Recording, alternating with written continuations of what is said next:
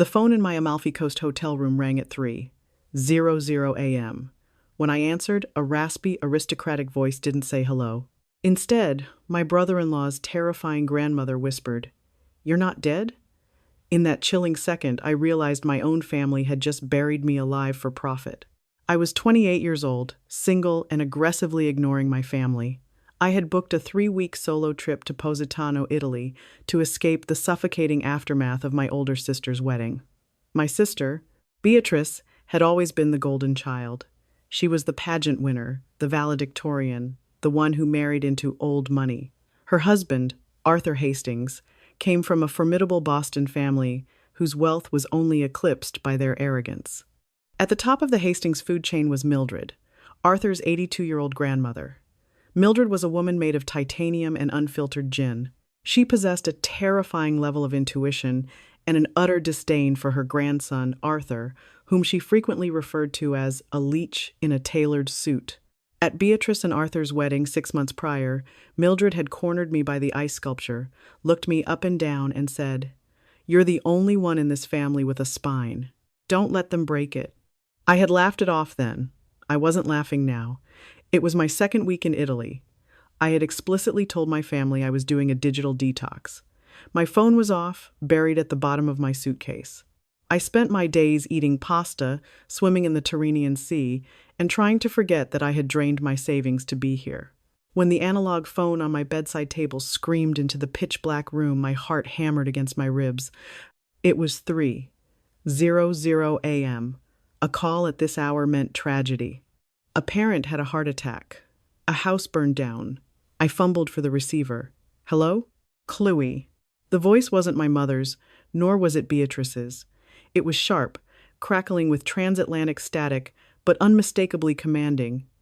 "Who is this?" I rasped, rubbing my eyes. "It's Mildred Hastings," the voice snapped. "Arthur's grandmother." I had to threaten a rather stubborn Italian concierge named Simon to patch me through to this room. "You are incredibly difficult to track down." I sat up, the thin linen sheets pooling at my waist. "Mildred, why are you calling me? How did you even know what hotel I was at?" There was a heavy, suffocating silence on the other end of the line. I could hear the faint clinking of ice against crystal Mildred was drinking. "I have private investigators on retainer, Chloe. It took them 3 hours to find your itinerary," Mildred said, her tone completely devoid of warmth. Then, she dropped the sentence that would violently shatter my reality. "So, you're not dead?" I froze. A nervous, breathless laugh escaped my lips. "Excuse me? Dead?" "No, Mildred. I'm asleep. Or I was." Another pause. The ice clinked again. "Fascinating," she murmured, sounding more intrigued than relieved. "Because according to your sister and my weeping, pathetic grandson, you died 2 days ago in a fiery rental car crash on the coastal highway near Naples. Your body was reportedly burned beyond recognition." The room started to spin. The ornate floral wallpaper of my boutique hotel blurred into a dizzying smear of colors. "What are you talking about? A car crash? Burned?" "There is a memorial service happening in exactly 4 hours at the First Presbyterian Church in Boston," Mildred stated, her voice lowering into a dangerous register. "Your mother is heavily sedated. Your father is inconsolable. And Arthur and Beatrice are currently accepting the tearful condolences of the New England elite, along with an obscene amount of cash." Bile rose in my throat. I couldn't breathe. My brain desperately tried to process the absurdity of her words, but they hit like physical blows. My parents thought I was dead. They thought I burned to death in a foreign country. I need to call my mom," I stammered, frantically scanning the room for my suitcase. "I need to turn on my cell phone. Mildred, this has to be a mistake, a massive misunderstanding. Maybe they got the wrong person." "Chloe, listen to me very carefully," Mildred interrupted, her voice cracking like a whip. "Do not call your parents yet. Do not turn on your cell phone. Do not alert Beatrice or Arthur that you know." "Are you insane?" I screamed into the receiver. "My parents think I'm dead." "And if you call them now, Beatrice will intercept the fallout," Mildred replied coldly. "Arthur came to me yesterday, crying crocodile tears, asking for an emergency loan of $100,000 to repatriate your remains, and cover the massive international legal fees. He claimed the Italian authorities were holding your ashes hostage until a debt was paid. I gave him the check. My stomach dropped. I knew Arthur was a compulsive liar, Mildred continued, but I needed proof. I didn't cancel the check. Instead, I hired a firm to find the police report in Naples. There was no crash, there was no body. Then, they tracked your passport. You checked into that hotel in Positano yesterday afternoon, perfectly alive. My grandson and your sister are running a grief extortion scam. The words hung in the air, toxic and heavy. Your sister, Beatrice, my own flesh and blood. We had our differences, sure. She was vain, she was selfish, but to fake my death? To put our parents through the agonizing, soul-crushing grief of losing a child? Why? I whispered, tears finally spilling hot and fast down my cheeks. Why would Beatrice agree to this? Because, Mildred said, and I could practically hear her lethal smile, Arthur is utterly bankrupt. He gambled away his trust fund a year ago. They are $1 million in debt, their house is in foreclosure, and his bookie is threatening to break his kneecaps. You, my dear, were their golden goose. The tragically deceased sister. I have to stop the memorial, I said, my voice trembling with a terrifying mixture of devastation and absolute, unadulterated rage. No, Mildred corrected me. We are going to let them have the memorial. We are going to let them collect every single dime of fraudulent money. And then, Chloe, you and I are going to destroy them. I didn't sleep for the rest of the night. Following Mildred's strict instructions, I kept my primary cell phone powered down. Instead, I went down to the hotel lobby at dawn. The concierge, Simon, the one Mildred had bullied, was eyeing me with a mixture of awe and terror. He let me use the hotel's public computer in the business lounge. My hands shook violently as I logged into a burner Facebook account I used for playing games. I searched for Beatrice's profile. There it was, pinned to the top of her page. A black and white photo of me from my college graduation, smiling radiantly. Above it, Beatrice had written a novella of pure, unadulterated fiction. My heart is shattered into a million pieces. 2 days ago, my beautiful, vibrant little sister Chloe was taken from us in a horrific accident in Italy. She was my other half, my confidant, my best friend. The world is a darker place without her light. Arthur and I are doing everything we can to navigate this nightmare and bring her home to rest. Please, respect our family's privacy during this unimaginable time. The post had over 4,000 likes, hundreds of comments from friends, extended family, and people I hadn't spoken to in years, all offering their deepest condolences. But it was the link at the bottom of the post that made my vision go red. Bring Chloe home, memorial and repatriation fund. I clicked the link. It directed me to a crowdfunding site. The goal was set at $150,000. They had already raised $92,000. I scrolled through the donors. Uncle Gregory, $1,000. Sarah from high school, $50. The Hastings Family Trust, $25,000. They were stealing from our family. They were stealing from strangers. They were monetizing my non-existent corpse to pay off Arthur's gambling debts. I felt physically sick. I ran to the lobby bathroom and threw up my dinner. When I splashed cold water on my face and looked in the mirror, the girl staring back at me wasn't the carefree tourist who had arrived in Italy 2 weeks ago. She was a ghost, and ghosts don't have anything to lose. I went back to the computer and dialed Mildred's private number on Skype. She answered on the first ring. They've raised over $90,000 on a crowdfunding site, I said, my voice eerily calm. The hysteria had burned away, leaving nothing but cold, hardened ash. Amateurs, Mildred scoffed. Arthur also took out a life insurance policy on you 3 months ago. $500,000. He forged your signature. Since he's your brother-in-law and claimed you were business partners in a fake LLC he set up, the underwriters approved it. Beatrice knows everything, I stated. It wasn't a question. She's the co-beneficiary on the LLC, Mildred confirmed. Your sister is the mastermind, Chloe. Arthur is too stupid to orchestrate international wire fraud and insurance scams on his own. He's just the panic. She's the strategy. I closed my eyes. I pictured Beatrice styling her hair in a black morning dress, practicing her tears in the mirror.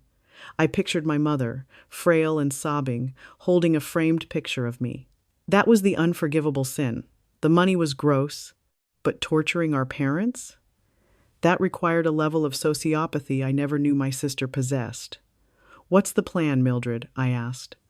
"The memorial service is happening right now," Mildred said. "Arthur is likely giving a tear-jerking eulogy as we speak. I am sitting in the back pew, wearing a veil, watching this circus.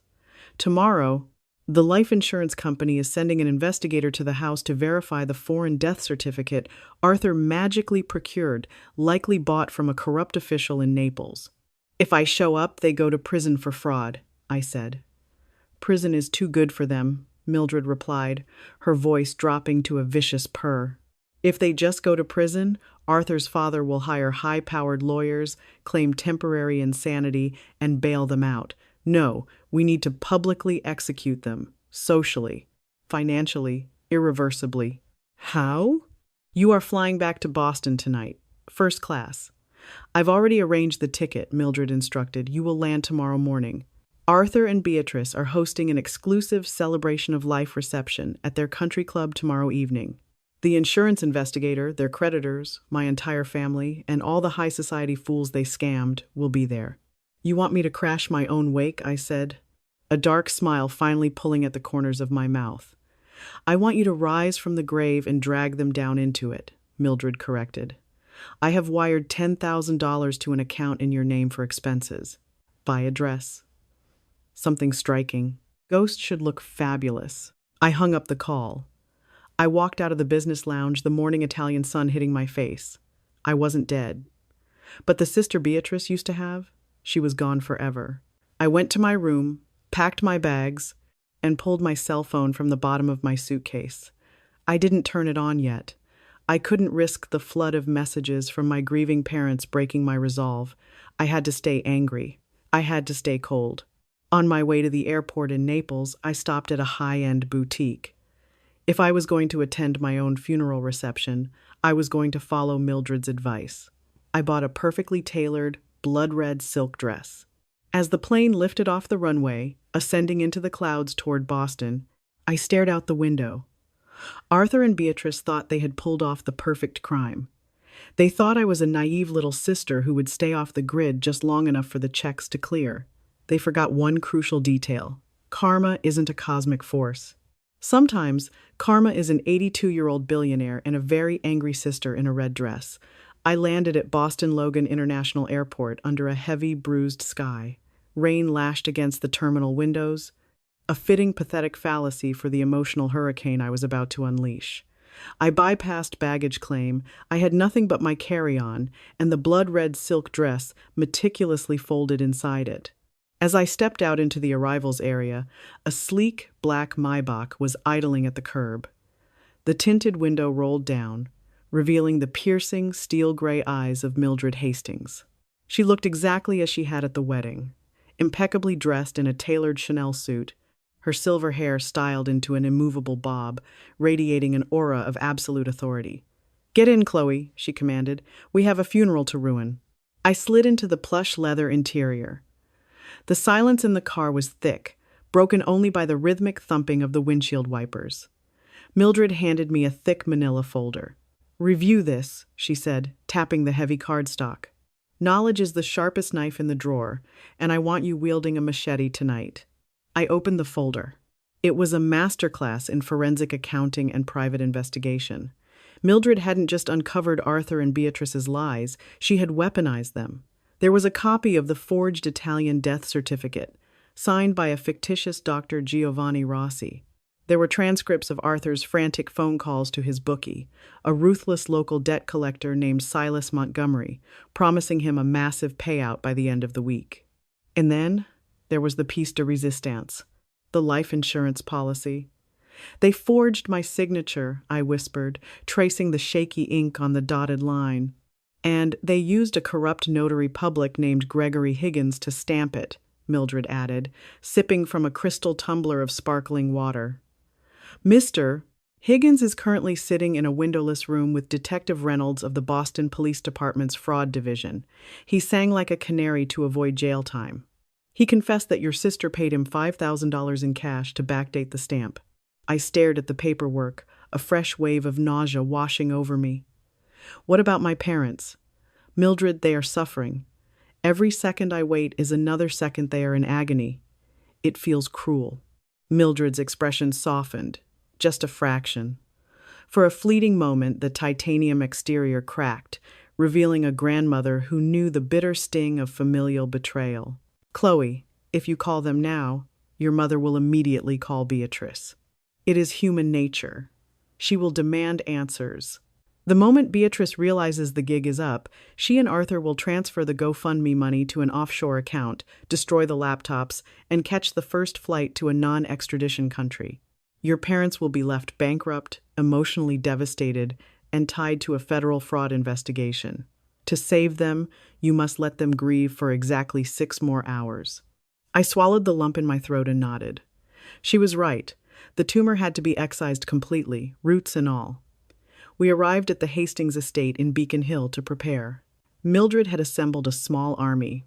There was Detective Reynolds, a stoic man who looked like he hadn't slept in a decade.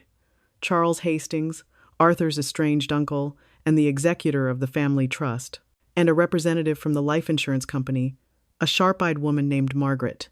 The reception begins at 7 o'clock at the Oakbridge Country Club, Mildred announced, addressing the room. Arthur and Beatrice have rented the grand ballroom. They are expecting the insurance payout to be finalized in a private room during the reception. Margaret, you will be there with the final paperwork. Margaret nodded. The trap is set. The moment Arthur signs the final claim form asserting Chloe's death, it escalates from attempted fraud to a Class A felony. And the moment he signs, Mildred turned to me, a terrifying smile playing on her lips. You resurrect. I went upstairs to the guest suite to change. I showered, washing away the Italian sea salt and the airplane grime. When I slipped into the red dress, it fit like armor. It was striking, entirely inappropriate for a memorial, and impossible to ignore. I applied a sharp wing of black eyeliner and a deep crimson lipstick.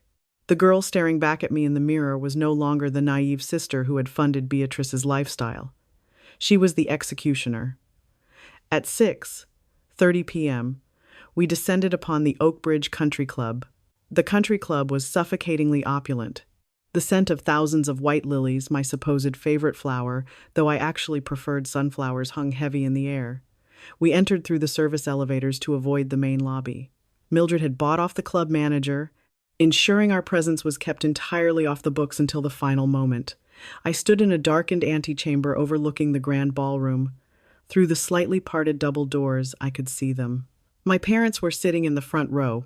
My mother looked entirely hollowed out, her face pale and streaked with tears, clutching my father's hand as if it were the only thing tethering her to the earth. My father looked aged, his shoulders slumped in defeat. Seeing them like that nearly broke my resolve. I wanted to run out there and hold them, but Mildred placed a firm, steadying hand on my shoulder. Wait, her grip said. Wait for the kill. On the stage, flanked by blown-up, black and white photos of my face, stood Arthur and Beatrice. Beatrice was dressed in custom black velvet Dior. She was dabbing her dry eyes with a lace handkerchief, playing the tragic, grieving sister to perfection. Arthur stood at the podium, gripping the edges, looking appropriately solemn. Chloe was a light, Arthur said into the microphone, his voice echoing through the silent ballroom. She was fiercely independent, a free spirit who loved the world, and the world took her from us too soon. The horrific accident in Italy. It is a pain that Beatrice and I will carry for the rest of our lives. But we are comforted by the overwhelming generosity you have all shown. He actually choked up. The crowd murmured in sympathetic agreement. Behind the scenes, Mildred whispered to Detective Reynolds, Margaret is signaling. I looked across the room. Near the bar, Margaret, the insurance agent, gave a subtle nod. Arthur had just slipped into the adjoining private room a few minutes prior to sign the final declaration of death, thinking he was securing his $500,000 lifeline before returning to the podium. The felony was sealed. Now, Mildred commanded, I pushed the heavy oak double doors open. They creaked loudly, drawing the eyes of the people in the back rows. I stepped out of the shadows and into the soft, warm light of the ballroom chandeliers. In a sea of black mourning attire, my blood-red silk dress burned like a beacon. I didn't walk fast. I walked with deliberate, rhythmic steps, my heels clicking sharply against the polished hardwood floor. Click, click, click. The whispering started at the back of the room and spread forward like a wave catching fire. Heads turned, gasps echoed. Somebody dropped a champagne flute. The glass shattered loudly, a sharp punctuation to the mounting hysteria. "What? Who is that?" A woman in the third row murmured. My mother, hearing the commotion, turned her head. Her eyes locked onto mine. The color drained entirely from her face. She stood up, her entire body trembling violently. "Chloe," she gasped, her voice cracking. "Chloe?" "Hi, Mom," I said, my voice remarkably steady. "I'm so sorry. I'm right here. I'm alive." Chaos erupted. People were standing, shouting, pulling out their phones. My father shoved past the chairs, sprinting toward me. He collided with me, wrapping his arms around me in a crushing embrace, sobbing uncontrollably into my shoulder. You're alive, oh my God," he kept repeating. I held him tight, glaring over his shoulder at the stage. Arthur looked as if he had seen the devil himself. His jaw was slack, his skin a sickening shade of gray. He backed away from the podium, his hands shaking so violently he knocked over the floral arrangement. Beatrice, however, proved exactly how dangerous she was. After a split second of absolute terror, her survival instinct kicked in. She slapped on a mask of hysterical joy and ran toward me. "Oh my God, it's a miracle!" Beatrice shrieked, throwing her arms out. "Chloe, you survived the crash. The Italian police told us you were gone." She tried to hug me, but I shoved her back so hard she stumbled into the first row of chairs. The ballroom went dead silent. "Don't you dare touch me, Beatrice," I said, my voice amplified by the sheer acoustics of the stunned room. There was no crash. There was no Italian police report. Because I was never dead. "Chloe, sweetheart, the trauma must have." Beatrice started, her eyes darting around wildly, trying to manage the optics. "The trauma of finding out my own sister faked my death to pay off her husband's gambling debts?" I interrupted, my voice rising. I turned to the crowd, projecting my voice so every single wealthy socialite and family friend could hear. "Thank you all for coming. But there is no body to repatriate. The GoFundMe was a scam. The tears are a performance. Arthur and Beatrice are bankrupt, and they decided that my life insurance policy was their way out." "That is a lie!" Arthur screamed, his voice cracking with panic. "She's unstable. Security." "Security won't help you, Arthur." A cold, aristocratic voice echoed from the back of the room. The crowd parted like the Red Sea as Mildred Hastings walked down the center aisle. She was flanked by Detective Reynolds and two uniformed police officers. Uncle Charles trailed behind them, looking utterly disgusted. "Grandmother?" Arthur whimpered. "Do not address me, you pathetic excuse for a Hastings," Mildred snapped. She reached the front of the room and turned to the bewildered guests. "My grandson and his wife have engaged in massive, coordinated fraud. They forged international documents, lied to this family, and inflicted unforgivable psychological torture on Chloe's parents." Detective Reynolds stepped forward, pulling a pair of handcuffs from his belt. "Arthur Hastings, Beatrice Hastings, you are under arrest for conspiracy to commit wire fraud, insurance fraud, and grand larceny." No, wait." Arthur shrieked as the officers grabbed his arms, wrenching them behind his back. The metal cuffs clicked shut with a resounding finality. Suddenly, the cowardice he was known for broke through. "It was her idea. Beatrice did it. She forged the signature. She hired the notary. I just made the phone calls." Beatrice turned on him, her mask finally slipping, revealing the venomous, cornered animal underneath. "You spineless worm. You gambled away our house. You owed Silas Montgomery $1 million. I was trying to save your miserable life." The crowd gasped. The pristine, untouchable image of Beatrice Hastings shattered into 1,000,000 irreparable pieces right in front of Boston's elite. My parents stood beside me, paralyzed by shock. but my father kept a protective arm wrapped firmly around my shoulders. "Take them away," Mildred told the detectives. "They are ruining the ambiance." As the police dragged my sister and her husband out of the country club, screaming and fighting with each other, the silence in the room was deafening. Mildred walked over to my parents. "Mr. and Mrs. Sterling, I am profoundly sorry for the agony you have endured today. I kept Chloe's survival a secret to ensure your other daughter and my grandson could not escape justice. The GoFundMe donations will be refunded by the authorities. I have arranged for a private car to take you and Chloe back to my estate, where you can process this in peace." My mother looked from Mildred to me, tears streaming down her face. She reached out and touched my cheek, as if making sure I was truly flesh and blood. "My baby," she whispered. "You're really here." "I'm here, Mom. I'm not going anywhere." The fallout was spectacular. The justice system, unhindered by the Hastings family money, which Mildred explicitly forbade anyone from using for their defense, crushed Arthur and Beatrice. Faced with the mountain of evidence, the audio recordings, and the testimony of the corrupt notary, they both took plea deals. Arthur received 8 years in federal prison for his role in the wire fraud and insurance scams. Silas Montgomery, his bookie, was also indicted on separate racketeering charges based on the wiretaps the police pulled from Arthur's phone. Beatrice, the architect of the nightmare, received 10 years. In a poetic twist of fate, the judge cited her complete lack of remorse and the extreme emotional cruelty inflicted on her own parents as grounds for a maximum sentence. The Hastings Trust legally disowned Arthur, and their foreclosed mansion was auctioned off to pay restitution. As for me, I didn't go back to Italy. I stayed in Boston, using the $10,000 Mildred had given me to put a down payment on a small apartment. My parents, deeply traumatized but profoundly grateful, went to therapy. We grew closer than we had ever been, the shared trauma forging an unbreakable bond. Mildred and I? We have tea every second Tuesday of the month. She is still terrifying, still drinks gin at inappropriate hours, and still possesses the sharpest mind I've ever encountered. I learned a valuable lesson that year. Blood might be thicker than water, but it's also the perfect medium for a parasite. Sometimes, the only way to survive is to let the parasite think it won, right before you burn its entire world to the ground. If you love this story of ultimate karma and family betrayal, don't forget to hit that like button. Share this video with a friend who loves crazy true crime drama, and make sure to subscribe to the channel for more unbelievable real-life stories. Drop a comment below, what would you have done to Beatrice? See you in the next one.